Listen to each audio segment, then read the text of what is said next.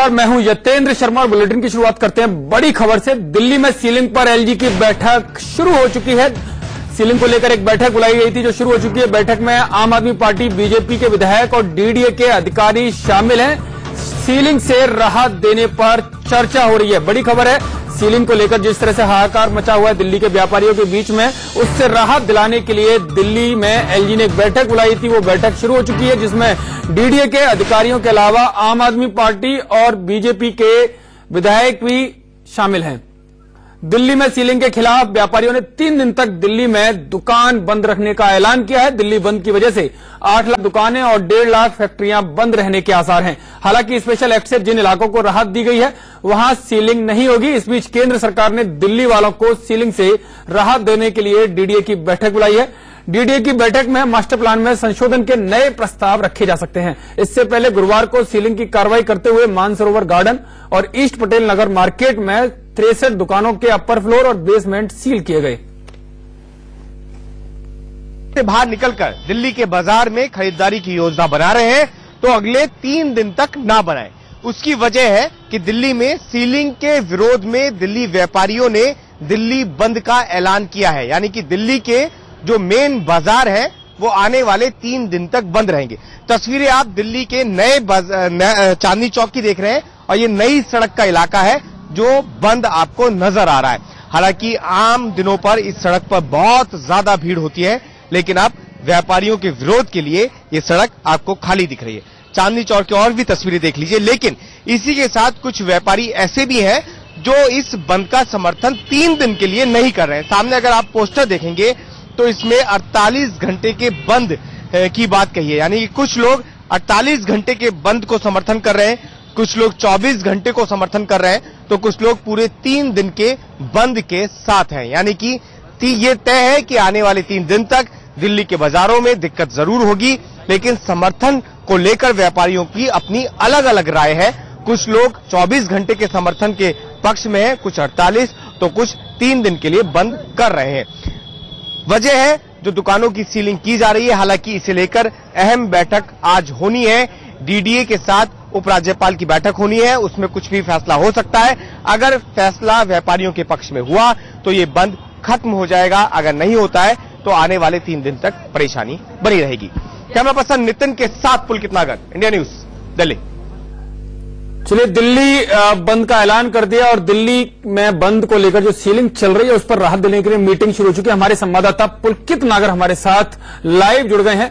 पुलकित, meeting शुरू हो चुकी है, लेकिन अभी आप लोकेशन पर खड़े हैं जहां बाजार है चांदनी चौक, वहां की क्या स्थिति है अभी?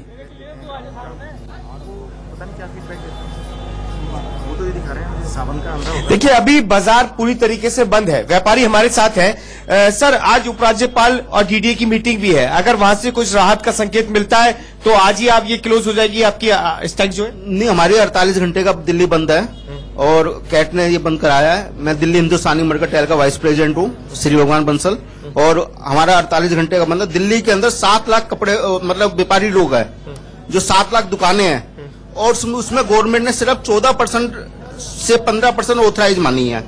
85% के करीब वो गवर्नमेंट कहती है, मतलब दिल्ली नगर निगम कहती है चार्ज देना पड़ेगा। वो चार्ज देना पड़ेगा। क्यों देना पड़ेगा? हमारे को सारे कानून, जो कायदे कानून है वो दिल्ली पे ही लागू होते हैं। नहीं, लेकिन आप लोगों को एक अच्छा खासा वक्त दिया गया था 2007 से लेकर अब तक। इस बीच में आपको जमा भी करना चाहिए था। अगर नहीं था तो आपको कोर्ट का रुख करना चाहिए था। सुप्रीम कोर्ट की देखरेख में कमेटी बनी हुई है। सर, मैं एक बात पूछना चाहता हूँ, किसी को भी रोजगार देने का किसकी जिम्मेदारी है? सरकार की जिम्मेदारी है। सरकार रोजगार देने में पूरी तरह विफल रही है। ये व्यापारी हो चाहे ये कर्मचारी हो, हिंदुस्तान में अगर सबसे बड़ा रोजगार जनरेट करने वाला कोई साधन है पुलकित, आप बने रहिए, मैं आपके पास वापस लौटूंगा। हमारे साथ हमारे संवाददाता अजीत जुड़ गए हैं जहां पर मीटिंग शुरू हो चुकी है। अजीत उस मीटिंग को कवर कर रहे हैं। अजीत, डीडीए की जो एलजी ने जो मीटिंग बुलाई उसमें डीडीए के अधिकारी, आम आदमी पार्टी और बीजेपी के विधायक भी शामिल है, लेकिन क्या इस मीटिंग में जाने के लिए कोई ड्राफ्ट प्लान तैयार किया है डीडीए के अधिकारियों ने जिससे राहत मिल सके?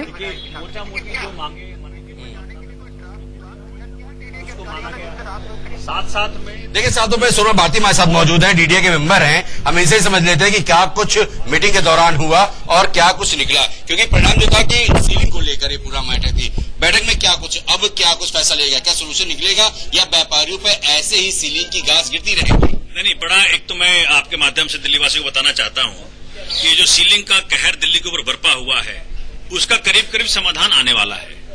जो भी मांगे माननीय मुख्यमंत्री जी ने 4 मांगे करी थी, उसको एक तरह से मान लिया गया है। और उसके साथ साथ हमने ये भी मांगे मानी है कि जो E, F और G कैटेगरीज के जो घरेलू उद्योग हैं, उनको भी रेगुलराइज कर दिया जाए, उनको भी सीलिंग से राहत मिलना चाहिए। तीसरा, हमने ये भी कहा है कि जो आपका LACs का कन्वर्जन चार्जेस हो और जो नोटिफाइड जो कन्वर्जन चार्जेस हो, इसको कैटेगरी वाइज करिए। ऐसा अभी लेकिन अजीत तक कन्वर्जन चार्ज जो पेनल्टी उसकी वजह से लगी है, क्या उसमें कोई राहत देने वाले हैं? जिन कारणों से सीलिंग दिल्ली के अंदर हो रहा है, उन कारणों का एक हल निकाला जा रहा है और 3 दिन के बाद फिर से मीटिंग बुलाई जाएगी। जो 45 डेज का नोटिस पीरियड का वक्त था, उसको बाकायदा एक आइटम बना करके 3 दिन किया गया है और 3 दिन पब्लिक डोमेन में इसको रखा जाएगा और उनसे कमेंट्स लिए जाएंगे। उसके बाद रिकन्वीन होगी मीटिंग और उसके बाद इसको फॉर्मलाइज कर देंगे। अभी 3 दिन का वक्त है या 3 दिन के बाद ठीक है अजीत, मैं 3 दिन का वक्त देंगे। पब्लिक डोमेन में ये लोग जाएंगे और पब्लिक डोमेन से राय ली जाएगी कि किस तरह का जो प्रस्ताव सरकार या डीडीए के अधिकारी एलजी की सहमति से लेकर आ रहे हैं, वो कितना पब्लिक उसको संतुष्ट होती है या उस तरह में उसमें कितने सुझाव आते हैं या संशोधन आते हैं, देखने वाली बात होगी। लेकिन हमारे साथ हमारे संवाददाता कुमार सोनू भी जुड़ गए हैं, जो लोकेशन पर है जहां पर हड़ताल की है, जहां पर दुकानें बंद है। कुमार सोनू, अभी वहां पर क्या स्थिति है आपके पीछे? मैं बाजार में देख रहा हूं, क्या पूरी तरह से वहां पर बंद है?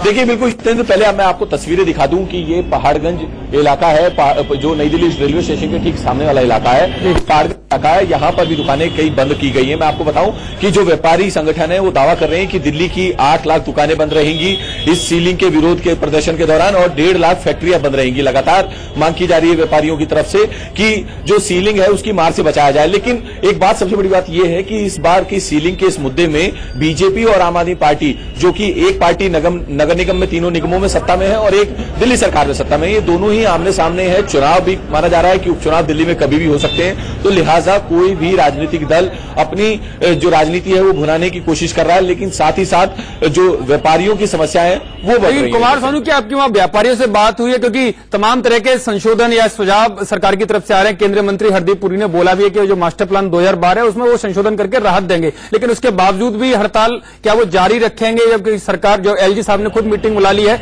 एफएआर भी बढ़ाने की बात की जा रही है 180 से 300 से 350 तक, तो क्या हड़ताल जारी रहेगी या फिर वास्तव में जो राजनीतिक धींगा मुश्ती जो चल रही है आम आदमी पार्टी और बीजेपी के बीच में, उसका खामियाजा या उसकी वजह से व्यापारी भी आपस में इसी तरह से बंद का आह्वान करते रहेंगे?